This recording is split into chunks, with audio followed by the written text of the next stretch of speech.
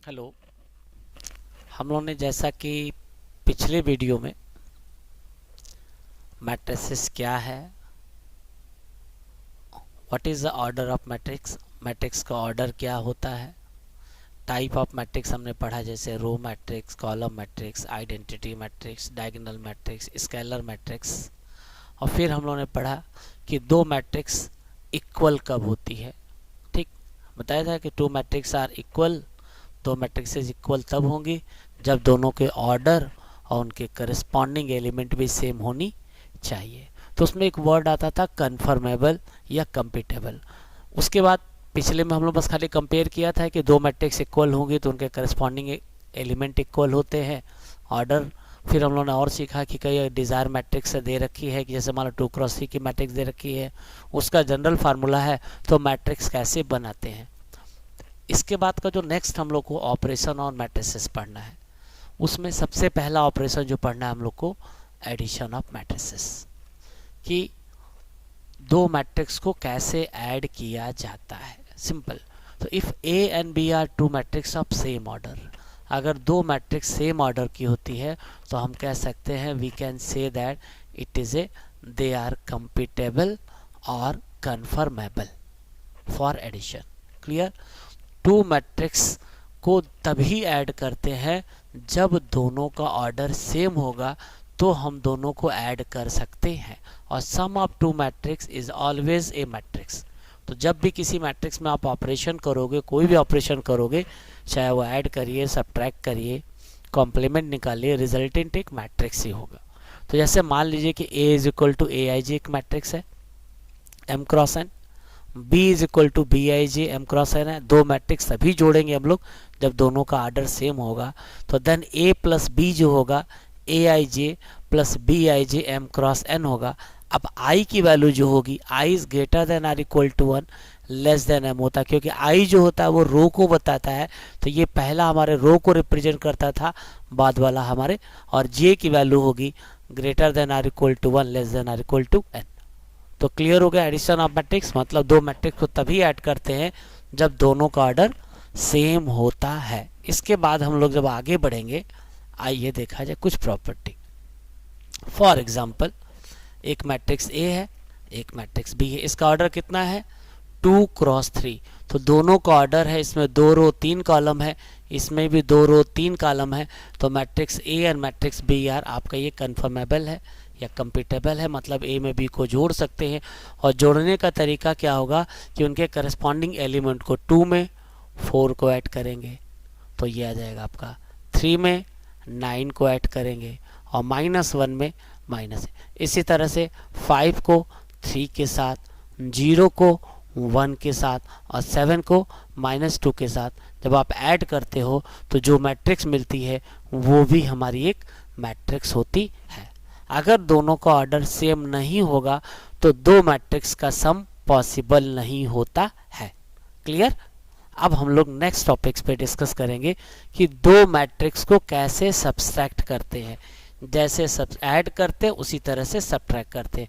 दो मैट्रिक्स को हम तभी सब्ट्रैक्ट कर सकते हैं जब दोनों का ऑर्डर सेम होता है। जैसे फॉर एग्जांपल, एक मैट्रिक्स ए है ए आई जे, इसका ऑर्डर M क्रॉस N है। दूसरी मैट्रिक्स बी है, इसका भी M क्रॉस N है। तो A माइनस बी भी एक मैट्रिक्स होगी, ए आई जे minus B I j. I की value greater than or equal to 1 less than equal to M and value of J greater than or equal to 1 less than r. For example, एक चीज़ देखिए, ध्यान से देखिएगा कि जैसे मान लीजिए कि हम लोग को मैट्रिक्स ए में मैट्रिक्स बी को सब्ट्रैक्ट करना है, तो जैसे ऐड करते थे उसी तरह सब्ट्रैक्ट करेंगे।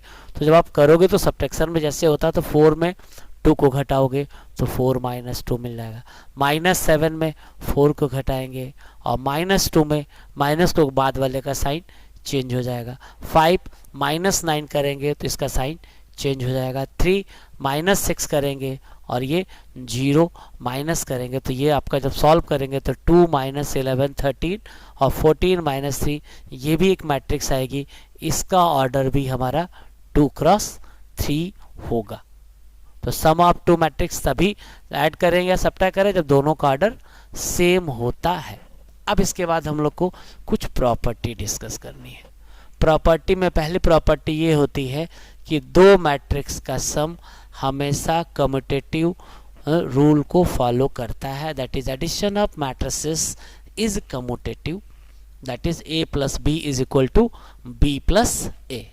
फिर नेक्स्ट प्रॉपर्टी जो हमको डिस्कस करनी है, addition of matrices are associative. तो एसोसिएटिव के लिए अगर ए बी सी तीन मैट्रिसेस है तो a plus b plus c, a plus b को ऐड करके फिर से ऐड करो या b प्लस सी में ऐड करो, दोनों मैट्रिक्स सेम होगी। इसका प्रूफ भी हम लोग बड़े आराम से कर सकते हैं, किसी एक का प्रूफ कर लेते हैं, हमें तो प्रॉपर्टी जाननी। फॉर एग्जांपल जैसे मान लीजिए इसका प्रूफ करना हम लोग को, तो इसका left hand side a plus b है तो हमने a की जगह a i j m cross n लिख दिया और b की जगह बी आई जी एम क्रॉस एन लिख दिया। और बॉडो मास सिस्टम से जब इन दोनों को जोड़ देंगे तो A I J B number B I G B, तो sum of two number is always number, तो A I J plus B I J M cross N हो जाएगा। ठीक, इसके बाद हमको पता है प्लस बी नंबर है तो बस बी और सी को एक साथ कर दिया हमने और बी सी को अलग कर दिया और यहाँ पे ए आई जे एम क्रॉस एन की जगह ए लिख दे रहे हैं और इनकी जगह ब्रैकेट ऐसे लगा दिया। तो हमें सिर्फ ये जानना होता है कि बस आप ये ध्यान रखिएगा कि सम ऑफ ए थ्री मैट्रिसेस जो होती है वो एसोसिएटिव रूल को फॉलो करते। फिर हम लोगों ने पढ़ा था existence of A additive identity, कि किसी मैट्रिक्स में जीरो ऑर्डर की मैट्रिक्स जोड़ने से उस पर कोई फर्क नहीं पड़ता। अगर मान लीजिए ए कोई मैट्रिक्स है और O null matrix of same order जो ऑर्डर ए का है, तो ए प्लस ओ करे चाहे ओ प्लस ए करे, उससे कोई फर्क पड़ता नहीं। इसी को हम कहते हैं एडिटिव आइडेंटिटी। इसके बाद नेक्स्ट प्रॉपर्टी जो पढ़नी है आपको, एग्जिस्टेंस ऑफ एडिटिव इनवर्स, कि क्या जोड़ें किसी मैट्रिक्स में उसकी वैल्यू जीरो हो जाए। जैसे मान लीजिए ए हमारा ए आई जे एम क्रॉस एन है तो देन इसका एडिटिव इनवर्स जो होगा माइनस से हो जाएगा। माइनस का मतलब इसके हर एलिमेंट में माइनस से मल्टीप्लाई करके ऐड कर देंगे, तो इसी को हम लोग एडिटिव इनवर्स कहते हैं। यहाँ भी दिक्कत नहीं होनी चाहिए आपको। अब आता है नेगेटिव ऑफ मैट्रिक्स। तो नेगेटिव ऑफ मैट्रिक्स का मतलब जैसे मान लीजिए एक मैट्रिक्स है तो देन माइनस ए, तो हम माइनस जब भी किसी मैट्रिक्स से माइनस से मल्टीप्लाई करेंगे तो उस मैट्रिक्स के हर मेंबर को माइनस से मल्टीप्लाई, जैसे ए है तो माइनस ए का मतलब इसमें माइनस से इसमें माइनस से हर मेंबर में माइनस से मल्टीप्लाई कर देंगे, यही ध्यान देना होता है। उम्मीद है कि आपको डाउट नहीं हो रहा होगा। इसके बाद जो नेक्स्ट बताना है, multiplication of A matrix bye a scalar. इसका मतलब ये होता है कि अगर आपके पास कोई एक मैट्रिक्स है तो उसमें अगर हम किसी रियल नंबर या नंबर से मल्टीप्लाई करते हैं तो उसी नंबर को हम स्केलर कहते हैं। स्केलर जैसे मान लीजिए एक मैट्रिक्स हमारी है तो 3a का मतलब ये होगा कि इसके हर मेंबर में हम लोग 3 से मल्टीप्लाई कर देंगे। जैसे यहाँ 3 से मल्टीप्लाई करेंगे तो 6 आ जाएगा, 15 आ जाएगा, 0 आ जाएगा, -9, 21 और 27, तो ये एक मैट्रिक्स बन जाएगी। ठीक, इसके बाद नेक्स्ट प्रॉपर्टी है प्रॉपर्टीज ऑफ स्केलर मल्टीप्लिकेशन। ये सिर्फ जानना होता है। जैसे मान लो k और l कोई रियल नंबर है, a हमारी कोई मैट्रिक्स है, तो आप k प्लस एल करके a करो या k इंटू ए करो la, उससे कोई फर्क पड़ेगा नहीं। या मान लीजिए a प्लस बी मैट्रिक्स है, a plus b a matrix a में b को ऐड करके k से मल्टीप्लाई करें, या पहले k का a में मल्टीप्लाई करें, k का b मल्टीप्लाई करें, फिर दोनों को जोड़ दें। तो इस तरह से आप करेंगे तो इसमें कोई दिक्कत नहीं होनी चाहिए। तो ये स्केलर प्रॉपर्टी हो जाती है, ज़रा सा ये भी ध्यान देने वाली चीज़ है। इसके बाद नेक्स्ट जब हम लोग डिस्कस करेंगे तो अब आइए हम लोग एग्जाम्पल पे कुछ आते हैं। एग्जाम्पल में अब तक क्या क्या डिस्कस कर लिया कि दो मैट्रिक्स को कब ऐड करते हैं, कब डिफरेंस कर सकते हैं, प्रॉपर्टीज़ क्या है कि ये एडिशन जो होता है कम्यूटेटिव रूल को फॉलो करता है, एसोसिएटिव होता है, जीरो मैट्रिक्स जोड़ने से कोई फ़र्क नहीं पड़ता है, एडिटिव इनवर्स पढ़ा हमने। ठीक, अब इसके बाद हम लोग कुछ स्केलर से मल्टीप्लाई करने का कॉन्सेप्ट किया। अब हम लोग कुछ क्वेश्चन सॉल्व करते हैं। देखिए जैसे हम लोग मैट्रिक्स ए है, दोनों इसका ऑर्डर 2x2 है, मैट्रिक्स बी है इसका ऑर्डर भी 2x2 है, 2 रो 2 कॉलम है। तो आपसे कह रहा है फाइंड 3a माइनस बी। तो यहाँ ध्यान से देख रहे हो आप ऐसे, find 3a minus b, find 3a minus b. तो 3a माइनस बी का क्या मतलब है? तो 3a माइनस बी का मतलब ये है कि पहले हम क्या करेंगे, a के हर मेंबर में 3 से मल्टीप्लाई कर देंगे और b के हर मेंबर में माइनस से मल्टीप्लाई कर देंगे। तो यह हमने जब 3 में 3a किया तो 3a आ गया और माइनस b है। मैंने बताया था इसका सबसे बढ़िया तरीका होता है, जिससे माइनस b है तो आप क्या करिए कि यहाँ पे प्लस का साइन लगा दीजिए और अंदर वाले का सभी का साइन बदल दीजिए ऐसे। When you change the sign of, जब भी माइनस साइन होगा, अब जब आप जोड़ोगे ऐसे देखो, तो ये पहले तो मल्टीप्लाई करोगे यहाँ पे करना चाहिए था हम लोग ऐसे कर लेते और अंदर वाले का सभी का साइन अगर चेंज कर देते तो ये अब देखिए जैसे अब यहाँ पे माइनस आ गया हमारा। अब देखो 6 + 2 8 आ गया, ठीक।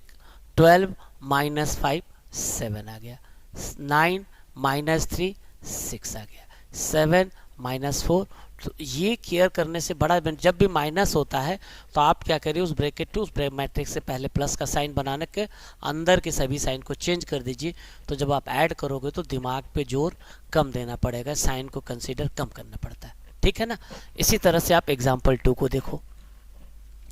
ए दिया है, बी दिया है, सी दिया है, आपसे कह रहा है कि ये एसोसिएटिव रूल को फॉलो करना है। तो पहले ब्रैकेट के हिसाब से पहले b + c को, तो हमने सबकी वैल्यू a लिख दिया, b लिख दिया, c लिख दिया।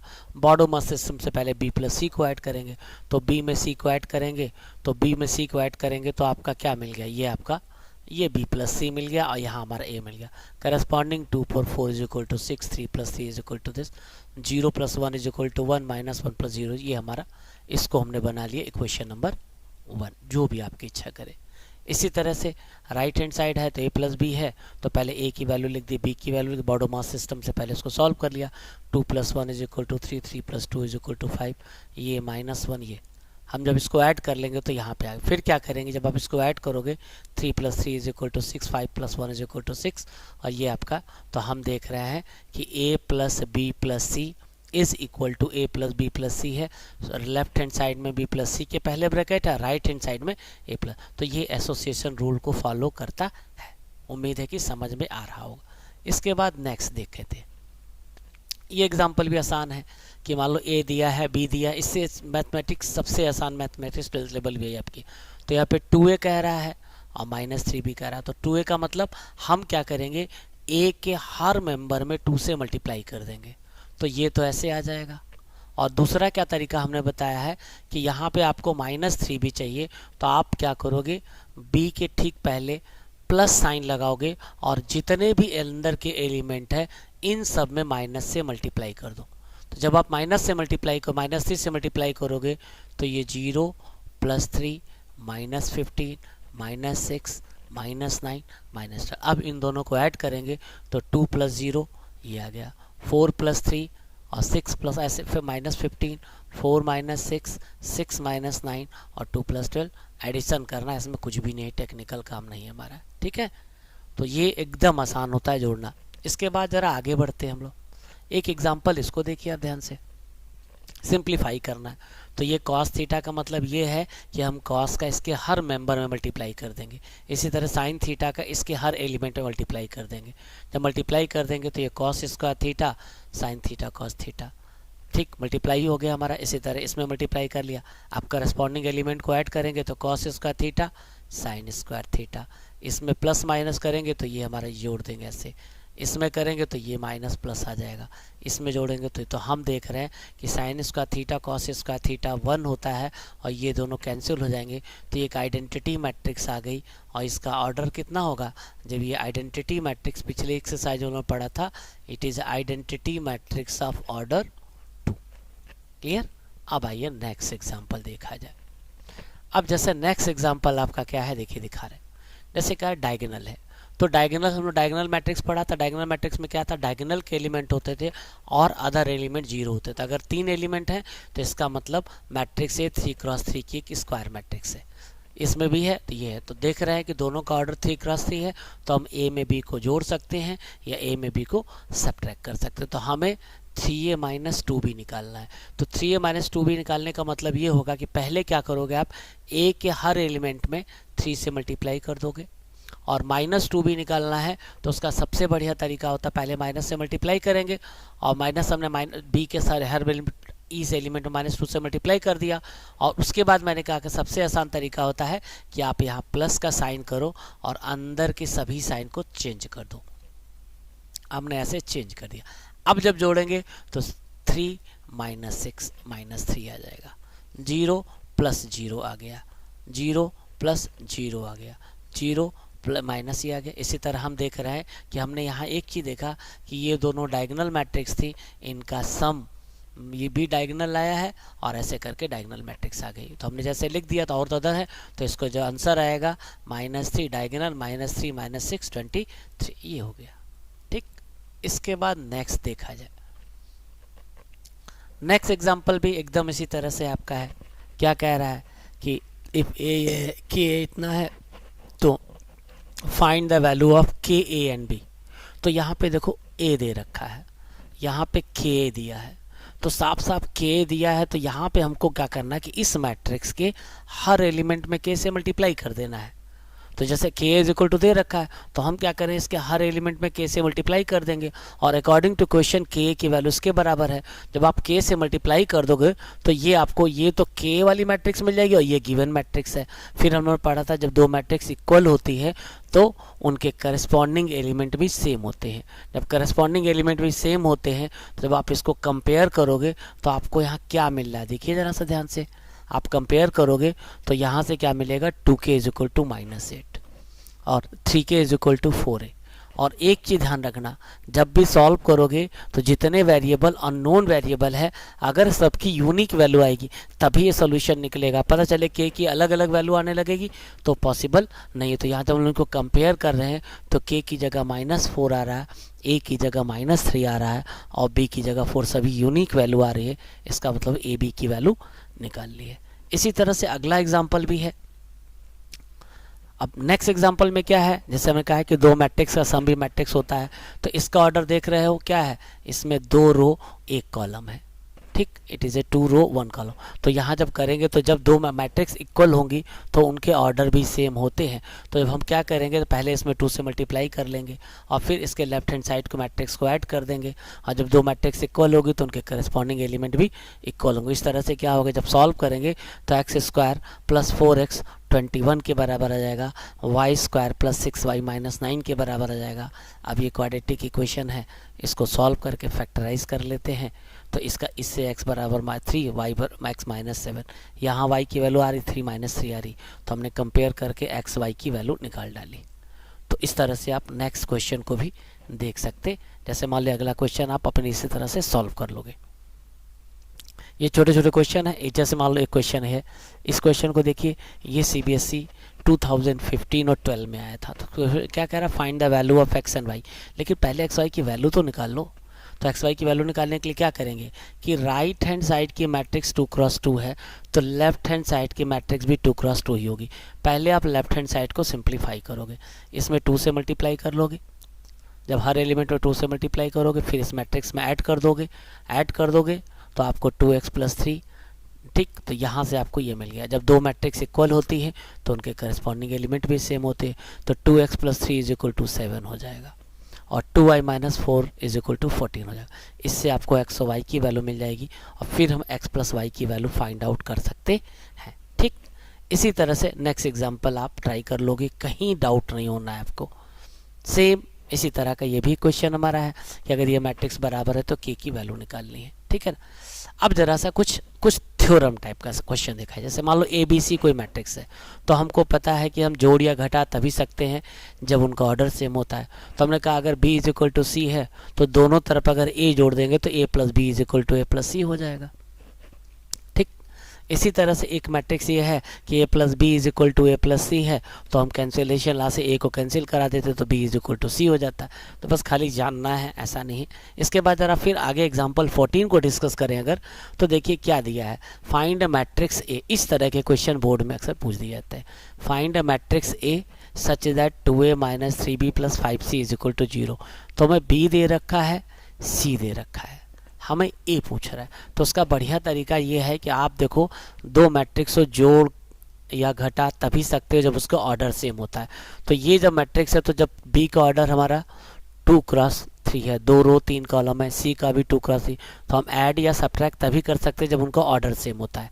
ठीक, तो यहाँ पे दे रखा हमारा 2a minus 3b plus 5c is equal to zero matrix, और हमने पढ़ा था किसी मैट्रिक्स में जीरो जोड़ने से, जीरो मैट्रिक्स जोड़ने से उस पर कोई फर्क नहीं पड़ता। तो हम क्या करें, जब इसको ट्रांसफ़र कर देंगे तो ये 3b माइनस 5c आ जाएगा आपका, बस आ गया। इसके बाद करना क्या है कि b के हर एलिमेंट में 3 से मल्टीप्लाई कर दे और c के हर एलिमेंट में -5 से मल्टीप्लाई करके जब सबको ऐड करेंगे तो आपको यहाँ से 2a मिल जाएगा।